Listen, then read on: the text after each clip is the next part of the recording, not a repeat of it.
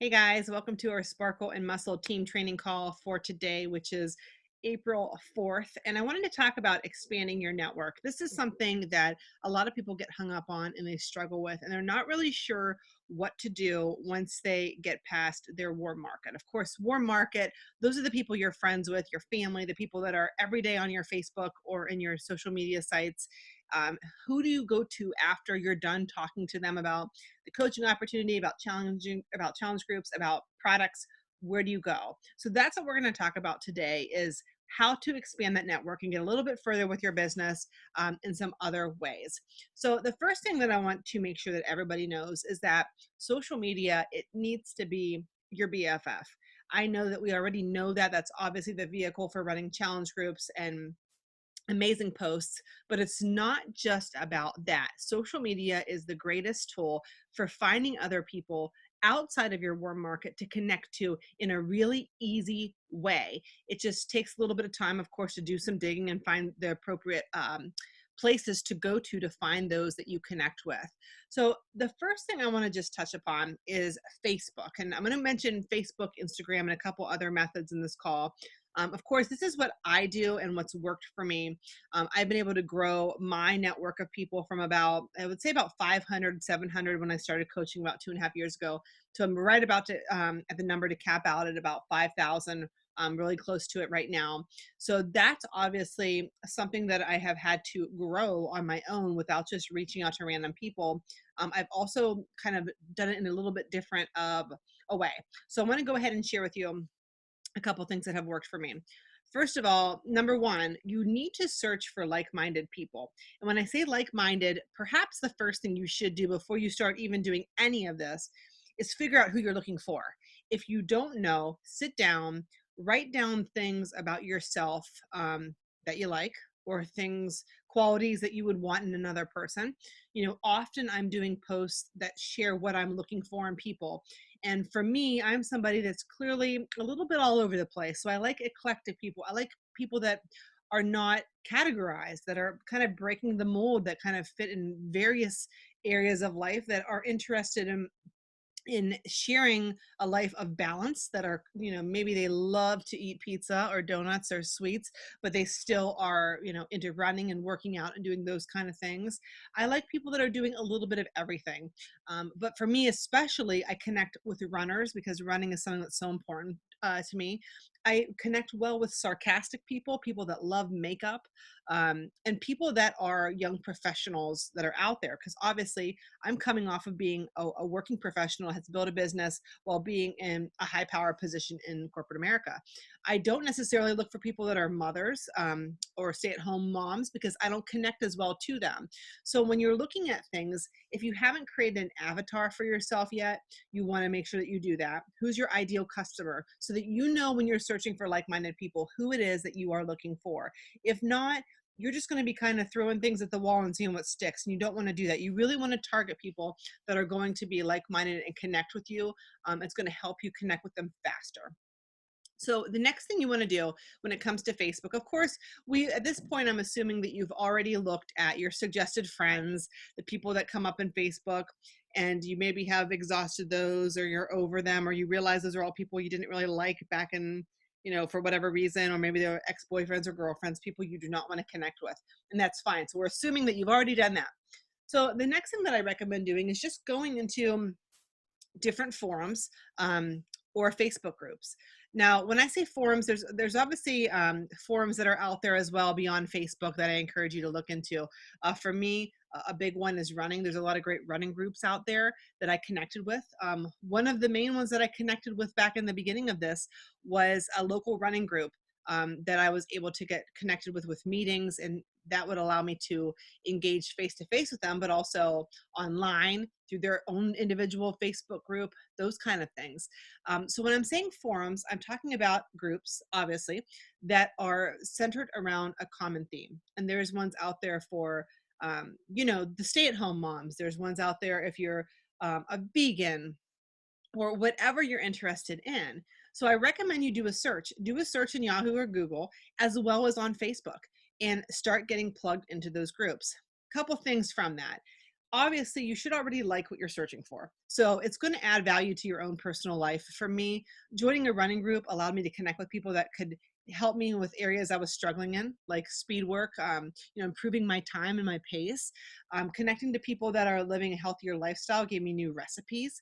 You never know what kind of advice and support you can get from them.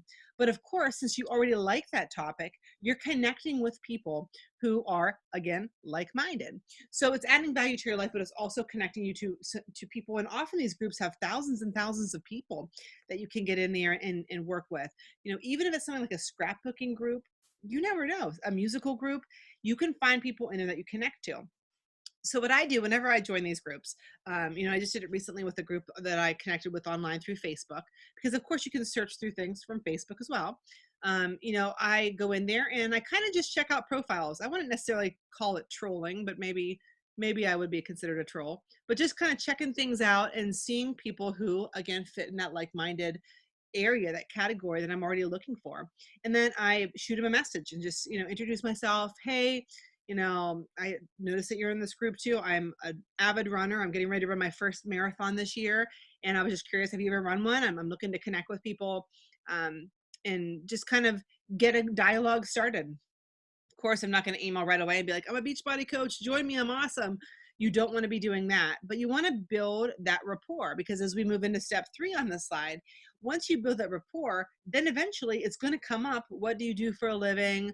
Oh, I see you love eating healthy. Do you want to be in my next coaching opportunity group? It leads to that invitation, but you can't just invite like just cold without even talking to these people, because they're going to know that you're salesy. They're going to think you're a snake, and it's going to totally, devalue the opportunity, regardless if it's a challenge group, a free group, or anything.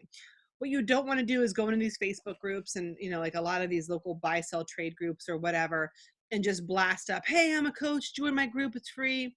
Buy this program for me. You get this, you get this for free if you buy this. You don't want to be doing that. That's totally salesy. You want to build value in the opportunities. And the key way to do that, and that's with anything outside of Facebook, Instagram, anything, is to have that rapport going with people, have that dialogue going where they know that you're a person. You're not just somebody out there pimping a product, but you're somebody that cares, that has a legit, has experience with this, that can share, that they connect to because you have these common bonds. So build that rapport strongly. Another way that you can use Facebook to expand your network, which I've been just starting to do a little bit here and there in the past couple months, is using a likes page to kind of promote your business and work it that way. A lot of people are making the shift over to likes pages from their own personal pages for different reasons. Big one, of course, is that you're limited with friends when it comes to your own personal Facebook page, but also when it comes to promoting products and different sales promotions. Different things have changed over the course of the past year or so when it comes to what you can and can't do, and connecting those things to a business, aka likes page, is going to be more beneficial for you with the things that you can do on there. So I've been making a lot of shifts over there. Of course, the cool thing about a likes page is you can boost posts. So you can suggest those to whether it be people in your news feed already, friends of those friends, or you can even target people by selecting an audience.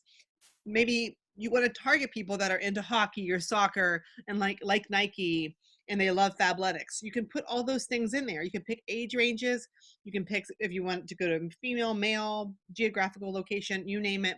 You can tailor those posts and boost them. So that way, then, you're paying a very small fee, in my personal opinion. It's very well worth it to get additional likes on your page or to promote a different post. If there's a certain post you want to make sure people see, for example, maybe a coaching opportunity or a group that's really exciting coming up.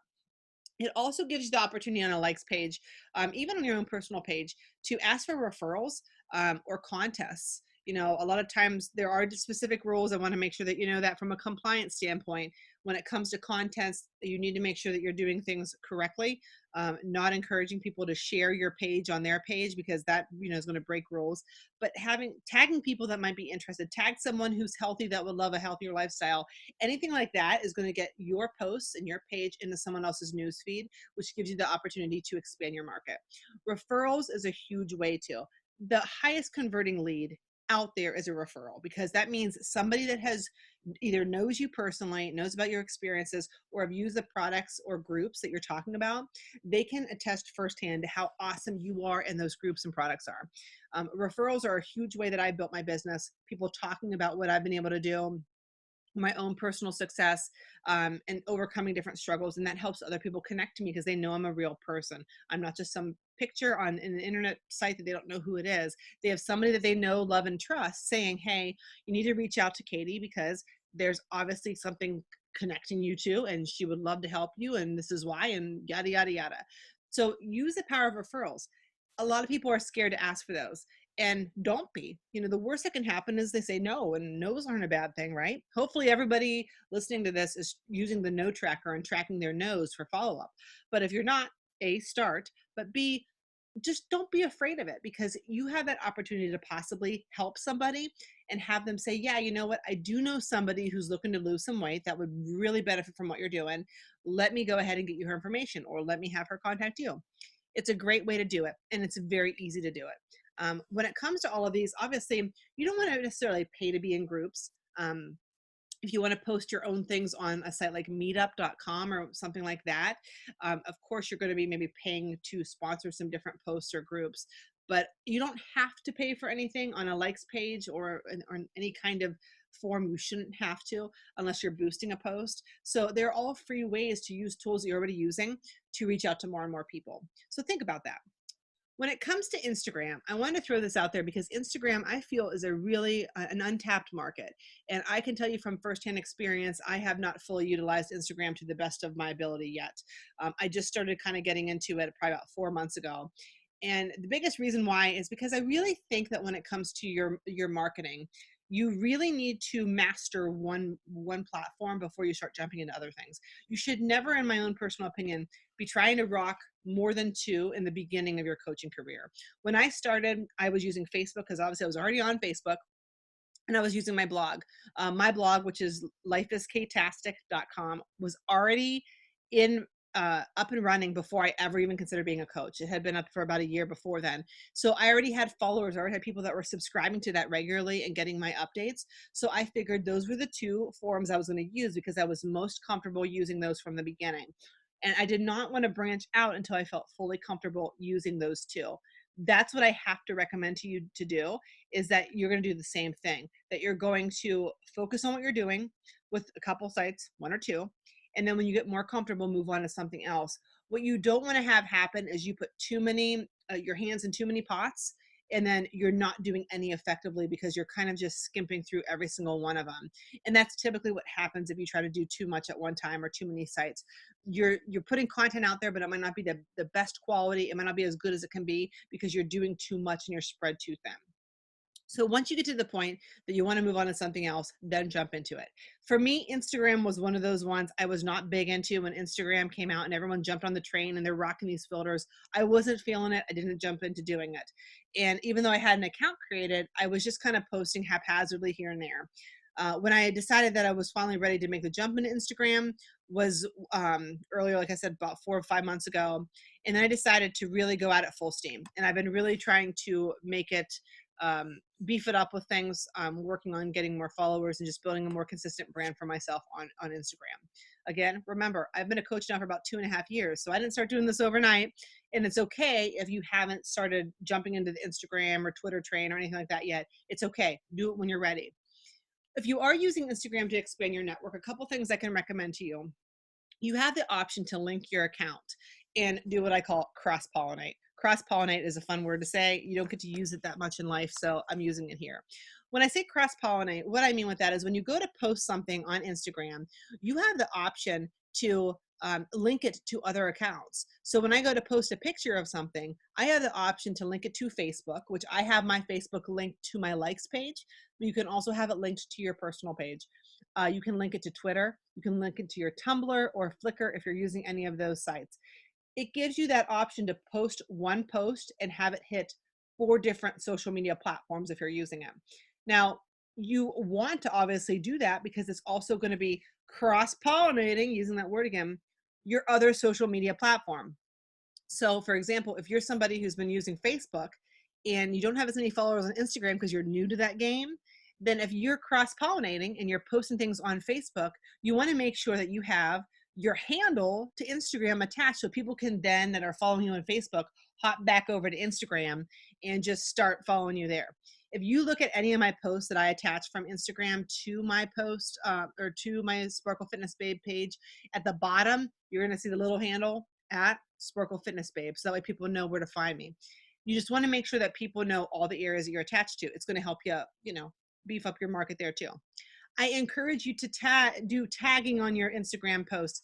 It's really great to do that. Tag somebody who motivates you on Monday, tag somebody who's had a great transformation, anything like that, because that's going to help you get additional followers and get people to really start paying attention to the awesomeness going on your Instagram page.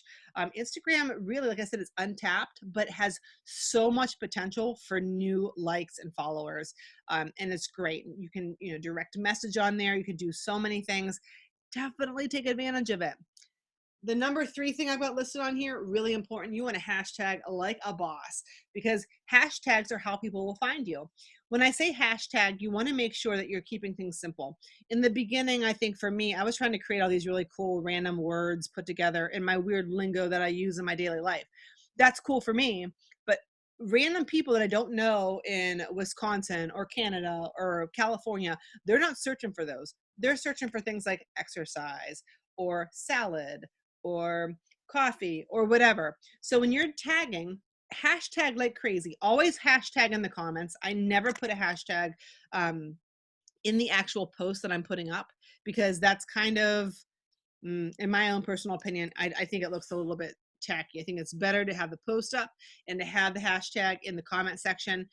It's still using the same process. It just looks a little bit cleaner. Personal opinion, do what works for you. But I hashtag like crazy. The common hashtag I have in every single one of my posts is Sparkle Fitness Babe. And I have that in there so that then it's driving people to my page, but also all of my posts are linked to that so they can see my content. Another thing that you may not realize is that Instagram recently changed up the algorithm for how people see things in your newsfeed. So I encourage my followers, if they are not already following me and they don't have this setting set for notifications, that they just search for the hashtag. It's really easy to do. So again, use hashtags. Of course, you do creative ones if you want to, but make sure you stick to basic things that will attract those like-minded people we've already talked about. The other neat thing about Instagram is that you can really rock the heck out of the short videos. 15 seconds or less, you can put a video on there, create some cool content. You might not necessarily do that to your Facebook page, but it allows some depth, some fun activity that people can see. You also want to make sure you're branding yourself, sticking to a brand. If you look at the picture that I have here of my page, the thing about it that you're going to notice is every other tile is a pink tile with a quote on it or something that's pink, to make it like a checkerboard. I obviously use pink as my main color for most of what I'm doing. When it comes to my new coach announcements, when it comes to my logo, when it comes to me, I want people to be thinking of the color pink, sparkle, that's me. I have my logo on every single one of those pink tiles so you can see it, again with my handle, to attach it to my brand. That is what I do. I encourage you to find something that's going to stay true to your brand, to promote what you have going on the other platforms as well. So start thinking about it. If you haven't yet, you have time, but start thinking about what your brand is and why it's important to you. There are additional ways, of course, to expand your network. A great way to do it is face to face. Now, you might not be extroverted like me. Those of you who have never met me in person, I'm extremely extroverted. I love being out in the community. I love speaking. I love doing those kind of things. You might not be on that same page, and that's okay. You don't have to be. But if you are, I encourage you to check out community events, things like health fairs, even job fairs sometimes are cool, and host fit clubs. Do things that encourage people to connect to you in the community, that you can, of course, again, link to those different social media platforms you're using, but they give you the opportunity face to face to talk to people. I sometimes think that when people see some of my posts, they might not realize what kind of a person I am, maybe how dynamic I can be, or crazy, or ridiculous, or funny, whatever. Insert appropriate adjective there. But when you meet me in person, I think that the one thing that comes through, regardless of what adjective you have in mind, is my passion for what I'm doing. I am crazy obsessed with this opportunity because of what it's done for me in so many different levels. So when I have the opportunity to talk to somebody to their face about it, it's a whole nother ball game than me typing up a post. Even if it has so much passion behind it, you might not be able to tell because they're words. And sometimes people take things differently when it comes to the way that they read. Talking to me, you're never going to be confused with that. So if you have the opportunity to get face to face with somebody, do it. Talk to them. And then, of course, you can build that rapport to lead to that invitation. You also can look into doing things like obtaining different pro team certifications. I am currently certified Insanity and Size Live instructor, so I teach classes, fitness instruction. There are other ones out there that you can do. I've got coaches on my team that are personal trainers. I've got coaches that are spinning instructors, or they teach swim aerobics, different things like that. You can get any kind of certification that you want to help you with your goals that will also allow you to communicate with people and expand that network again. Shake and share events are awesome. That's just, having people over maybe for a play date with your kids, or some kind of a little party, and you're making Shakeology and you're talking about it, and you can talk about different kinds of opportunities.